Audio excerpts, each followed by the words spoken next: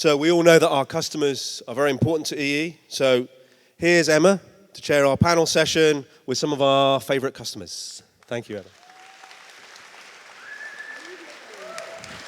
Thank you, Simon. I am honoured to be here tonight. I have not been here very long, and to be invited to do this it's going to be a pleasure. There are two things that make EE special. We've just talked about one of them, and that is all of you. And so, as a customer, I would like to thank all of those people who supported me in my career at John Lewis and Pratt, and without you, I wouldn't be or have enjoyed everything that I've enjoyed throughout that time, so thank you. I also have two amazing guests with us tonight. First and foremost, someone who started his career in startups, so he began in startups. He then has been responsible for supporting VCs throughout the world, and he is now leading innovation at Travelopia. And Sri is joining us tonight. Thank you. Round of applause.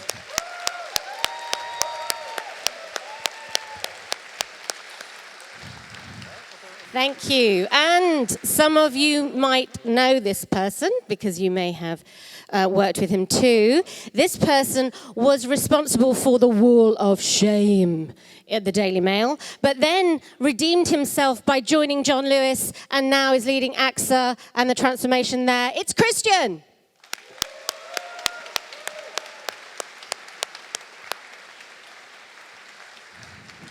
And somebody who we sort of know, he hasn't got his headphones, but it's Ryan.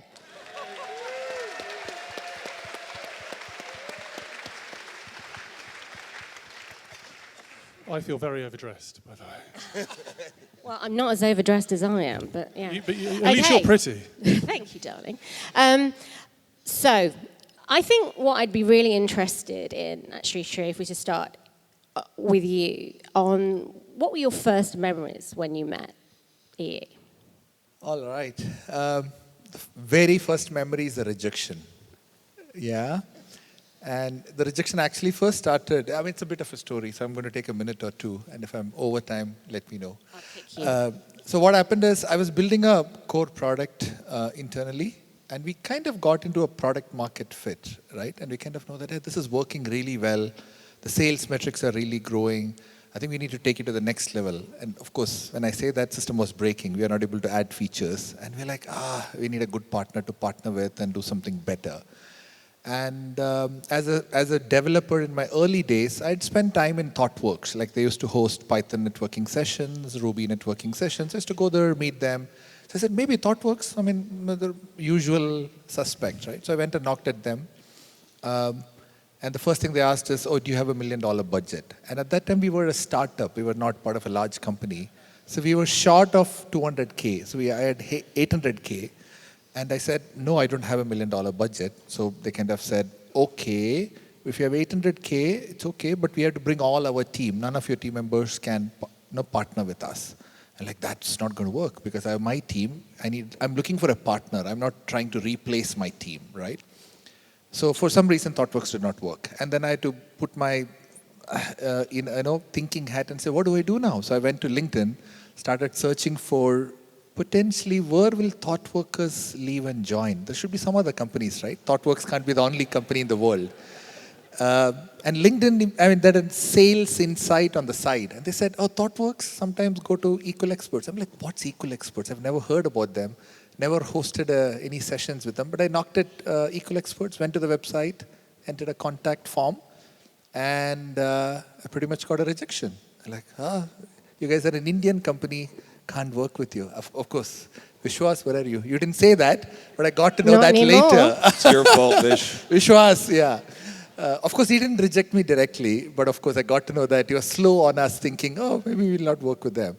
But that was how we started. But I think from the very first conversation with Vishwas and the senior consultant and Kirtana, I think it was just like a connection from the first conversation, right? They understood us, we understood them, and we said, let's do a pilot. I mean, 800K was more than enough for Equal Experts to get started because they said, let's start with 2 people. And then I'm like, it's not going to cost me 800K, let's start, right? So, rejection, but a great memory. But eventually acceptance. So computer said no, and then we said yes. Exactly. And Christian, first memory? So we were about 2017 with Emma. We were running in John Lewis and RFP, and EE were one of the successful people out of it. And I remember in the first meeting with EE, we went up with David Hunn, who's the CIO of John Lewis. And we were sat down, it was Andy Redpath and Ryan on the other side of the table. We took them up to the boardroom because we wanted to impress them and show, we're a serious company too.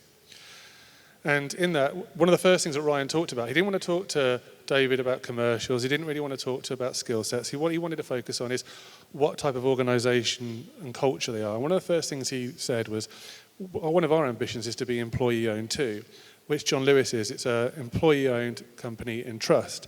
So off that point, we realized we had so much in common and we want to get off together, move on together. I won't dwell on the fact that John Lewis hasn't made a profit in 4 years. But it was the start of a very, and still current and long-standing and great relationship. Amazing. Thank Awesome. you. Yeah, and I know a lot of people who've got the scars from John Lewis, so thank you. So what about the value? What's the most value you get from working with EE? What makes us different in that way? Yeah. I mean, we work with quite a lot of partners, right? So I'm kind of looking at the spectrum. And I think what stands out when I think about EE is one is ownership. I think when I look at projects that I've done with EE, I generally don't think about, do I need to worry about the ownership? Will it break? What happens if it breaks? Do I need to cover for it? I think EE is proactive. So I think the ownership is what comes out as a very strong value. I think the second one that comes is, I think there is a question my engagement manager, Kirtana, keeps asking me, which is, are we the right partner every now and then, right? And I think that's a very healthy question to think every few months, every 6 months. Like, are we the right partner? Are we solving the right thing, right? So I think it's that honest conversation that those are the two top ones. Yeah. This is not scripted. This is my genuine thoughts. Are we the right partner right now, Sri? Absolutely. Phew. And there's honesty. Christian, value do you think we bring? Well, I think when I think about EE and the differentiator between you and some of the other suppliers that I've worked with, you put the customer first. It's not about growing your footprint at other people's expense. You really genuinely do that. And that's why when you talk to the teams on the ground, they universally love you in a way I've never experienced with any other supplier. Wow, sweet. We're not talking about love. We're just talking about cuddly, nice, Well, I've seen some parties, it's fine. But Christian, what can we do better? Are we missing out on anything? Do you think we're missing out on anything? So you let other people eat your lunch quite a lot. One of the things that I see and really, really frustrates me is that when you go on the ground and you're talking in the tech organization, you guys are absolutely crushing it. You really are. When you go outside of that vertical of tech or IT and you start moving into marketing or operations, you're less well known. Other organizations, you say things like Deloitte or Accenture, people know what they stand up for. A lot of those people in the CMO roles and things like that just don't know who you are. And so when they're thinking about who do they want on point for transformational strategy, I almost find myself having to do the sales job into convincing people why you need to be thinking about E in that role. And I'd love it if you guys were just better at pushing that agenda. So stepping out of our comfort zone a little bit. Sri. Yeah, of course we did not share our notes, so my answer is absolutely nothing to do with he saying, but it's a very similar answer, right? So I think I'll answer it. So I think if we will look at from a transformation, we are a tech-enabled organization. We are not a tech-first organization, yeah? So we end up doing a lot of sales transformation because sales brings money. So you end up doing sales apps generally becomes a first point of transformation, and we kind of end up doing quite a lot. And when it comes to equal experts, yeah, it's normal app will do it, right? But the moment you touch periphery of other organization, which is the marketing organization, operations organizations, or something to do with customers, which is like slightly not so in the comfort zone. And I had a genuine problem statement last year where I was like, I need to get the leads funnel sorted, right? And we end up, if you don't get the lead funnel sorted, you end up paying tons of money to Google, AdWords, whatnot, waste a lot of money. And marketing tech, which is the website tech, is actually becoming complicated, right? You need chatbots. These days, of course, ChatGPT, personalization and whatnot. It's no more just a website. It's complicated tech. And they have headless CMS, a lot of decision to make. How do you connect my CMS to my CRM, my CMS to other internal systems, right? And I was looking for a partner, and I think I engaged, and my first natural thought is, oh, we have solved other problems, applications, can ye help me? I want to create a similar culture in the marketing. And the first answer was no, right? Oh, we are not great partners for that. And I was like, there is so much money, there is so much value. do you think we held ourselves back too prematurely in that situation? Yeah, I think there was not even I think after the first conversation, we didn't go forward. Like, oh, we don't have the skills, we'll not probably touch this. It's not our sweet spot. But I'm like, there is a clear outcome, there is money, there is problem statements. Can we just get together, do something, right? Do a version 1, then we can take a call. But I don't think the Equal Experts was not ready to look at that as an option. Of course, I had to go to find other partners, but yeah, that's a mess. I don't think you guys know how talented you are. Christian, is there anything that ever pisses you off or even frustrates you about EE? I mean, and you can talk openly. There's no one here that will take offence at all. I'd like it if Thomas was slightly easier on the negotiations sometimes, but make everyone's life a little easier. So I think when I think about the offering, one of the things that you guys are, as I said, are really good at is the very tech and engineering focused thing.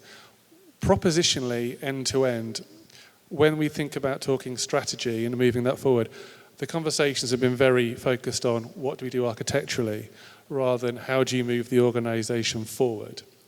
And I think I always try and bring those conversations, in John Lewis I try to bring those conversations very firmly into the forum of where you guys, how we're going to move on, how we're going to start moving the website forward, what's the next evolution between microservices, where should we be thinking? And I never really got to an answer on that. I never really got the thought leadership that I was looking for. And I know I wasn't alone because the other people that we engage with in technology, and one of the common refrains was, where's the thought leadership?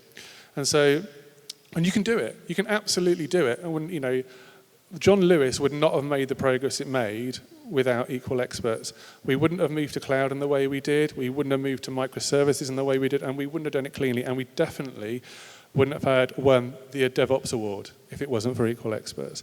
But that's what all I would ask is start showing up in those spaces more intentfully. That would be the thing that I would love to see. That's good feedback. Thank you. Yeah. I think my observation is on. I think so. I've learned a lot how to think about outcomes versus output, right? And I think thanks to Equal Experts, I think that's ingrained in my brain, right? Think about outcomes. And I'm going to quote Amazon's Jeff Bezos about. He talks about mechanisms, right? I mean, good intentions doesn't work. Good mechanisms work, right? I don't think we have evolved mechanisms to track outcomes better, right? While we do intentionally, we talk about, let's talk about outcome, let's do this. It's all great conversations, and we end up doing good work. But is there mechanisms? Do we have tracking systems? Do we have metrics? Do we have? So it's a bit more going deeper into it rather than. While philosophically it's the right thing to do, and we end up doing a lot of things because of the overarching philosophy, we miss mechanisms, right? So I think that's an area certainly to further develop mechanisms. Yeah. So is that mechanisms to understand the outcomes that we need to get to? And measurements. I would agree with that. So one of the most profound things that I think happened as a result of the engagement that we had, because we had quite a lot of you in our actual head office for a long period of time before the pandemic. And one of the things we really tried to measure quite intentfully was what is the uplift in our employee skill by being exposed to people who are coming in that with the EE differentiator of bringing people in with deep experience by and large. And we never really answered that question, and we tried to get to it. And I think just to follow up on Sree's point, showing that value add and being able to get to a point where you can find a process that can demonstrate to your client how impactful you are, rather than it being anecdotal, would be a real thing you could bring to people that have value in your proposition. Just to add to this point, right? I think it really helps in leading up the chain of command for us, right? I mean, and by the way, while I'm criticizing or being critical, I'm a big fan of Equal Experts. I'm taking the liberty to share my feedback as is, so please don't treat me as like why is he always complaining, cribbing? Please talk to me after this conversation. You were supposed to be the positive one. But I think as leaders, we also have a job to lead up the chain of command. So while I'm very confident that if Equal Experts is with me, leading down the chain of command, I was telling Emma earlier, I don't have a training as a separate budget. I use Equal Experts as my training partners too, to train my team, right? So working together is a training, right? But I also need to equally lead up the chain of command, and sometimes we don't do that well. And that will only come when you talk loud about the good things that we have done. And we do have so many good things that we have done together, right? I mean, I think someone said Emma, or someone said, I'm very proud of what I'm doing in my company, thanks to you guys for making my role shine in my company, right? And we need to know how to talk loud about it. Yeah. And I would definitely say you guys just don't market yourself enough. And I know you're humble, and I know that's not your skill because you just get on with the job. But you've got a lot to say that is great, and people really want to listen to it. And that is about driving businesses forward, right? So, coming on to one of the final, because I'm just conscious of time, the future. I'm not going to focus on the wars, if that's okay, or, okay. Armageddon. I'm thinking more happy thoughts. So what do you think our direction of travel, see what I did there, should be, Sree? What we should be doing to satisfy our customers? Yeah. I'm, of course, going to talk about my pain points with Equal Experts as a potential things that you should be solving so that I can take advantage of that, right? So I'm going to be very biased about what I want.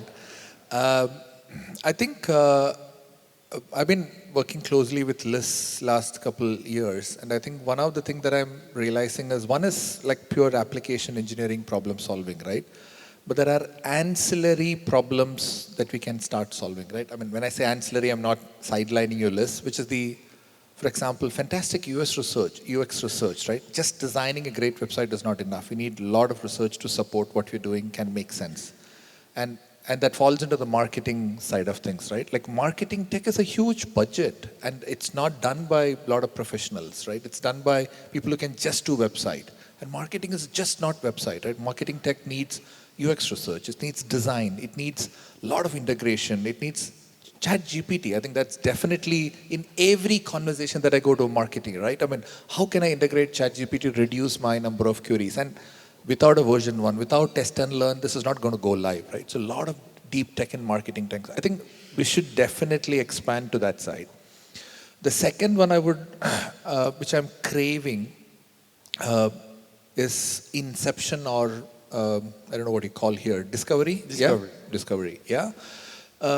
And discovery can be half an hour, discovery can be half a day, discovery can be half a week, it can be half a month, based on the complexity. I think there's a huge space in packaging discovery, right? And we need experts, because sometimes the solution could be just implement a SaaS software. Sometimes the solution could be custom software. Sometimes the solution could be integration. But I think without you packaging discovery, I think I scramble for knowledge to say how do we solve this, right? And how do we come out with a roadmap out of a discovery? So discovery as a service, right? Yeah, definitely. I would put that as a second one. The third one, I think this goes back to what Christian said, which is there is always emerging technology, emerging architecture, right? You on one article you will read, go microservice. The next article, Amazon Prime completely moved out of microservice, go to monolith. I'm like, okay, come on. Can someone expert comprise and tell us what exactly to be infer out of this, right? Similarly, ChatGPT is here. Okay, ChatGPT has privacy issue. Okay, can we do agent GPT? Can we do some POCs? Can we do test and learn, right? Which is not projects per se, which is more part of, my role is innovation, right? So how can equal experts help in research, in figuring out what would make sense, right? It's not a full-fledged project, but it's like can we test and learn? Yeah. Right? And it's that leadership, thought leadership as well. Exactly, which exactly. we're talking about. Christian? So I have a couple of points on this. So one probably more immediacy, and then one referencing what Thomas was talking about in his opening speech. So one of the things that you guys know inside and out, because you've got such deep experience in working in a variety of organizations, is what does a high-performing tech team look like at a wide, sort of CTO, CIO level? You've seen all the variants of it, and you know what works and what doesn't. You know where you need to be investing, and you know what type of level of experience you need. Bringing that into the conversation so you have a different lever to your proposition and you can own more of it would be something I'd love to see. The second point, so when Thomas was talking about, actually, times are getting harder for customers, times are getting harder for our clients. That's absolutely true. So venture capital has dried up, private equity has dried up, there's less money going around. Organizations are feeling the same pain that everyone else is. One of the conversations that I'm being pulled up into when we're talking about AI and ChatGPT is, how can we use this to shortcut development time? How can we use this to shortcut skill level? And it's almost going to, I'm worried that it's going to become a race to the bottom.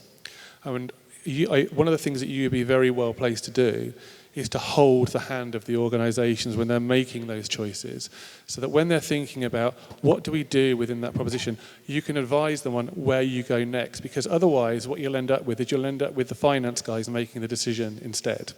And when that happens, a proposition like EE starts to look less attractive. So in terms of where the future goes, I think you need to be able to think about how you start to own and build those relationships. So again, it comes down to where do you show up in strategy?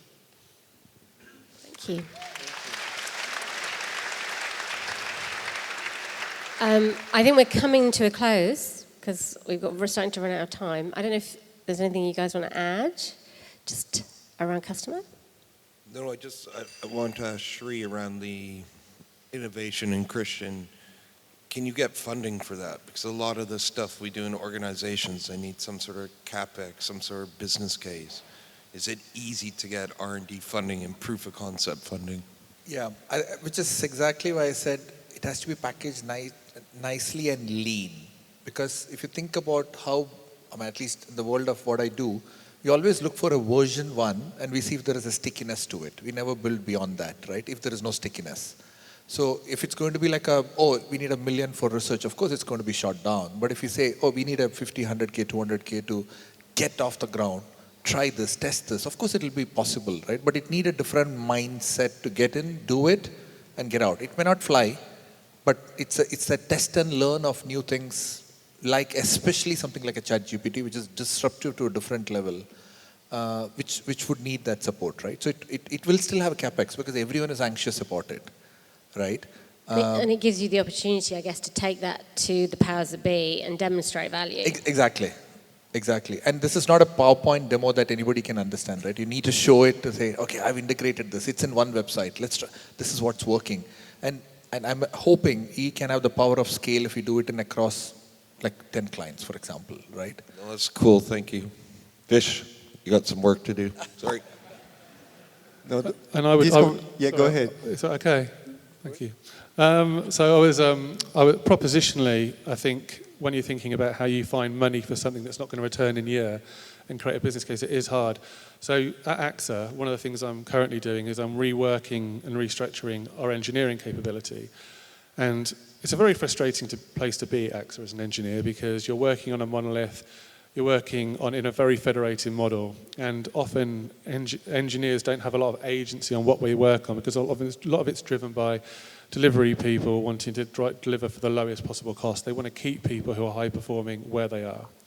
One of the things I've had been wanting to introduce, and I've had agreement to introduce now, is, and I need to get a better name for it, but it's calling it Incubator Factory. I just want a space where we can take engineers out of something that's delivering an ROI and give them the opportunity just to test, just to go out and experiment. And even if the only learning from that is something they can go and take back into the other engineers and go, you know what, we learned a lot, but we didn't actually get anything on the back of it, that's going to be okay.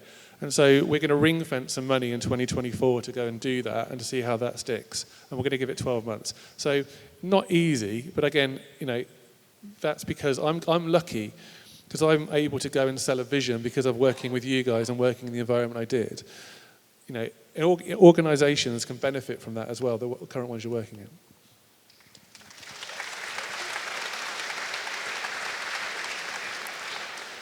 This conversation is just telling me we should maybe spend more time talking to our customers. I think that's a really good idea, Thomas. Yes, noted. Look, like I said, the reason we're all here is because we value all of you. And so from all of us, from customer side, thank you. We've got a lot of work to do. It's a very disruptive world out there, and we can only do it by working together. And we're looking forward to doing it. Thank you, everyone. Thank you all for coming. Thank you.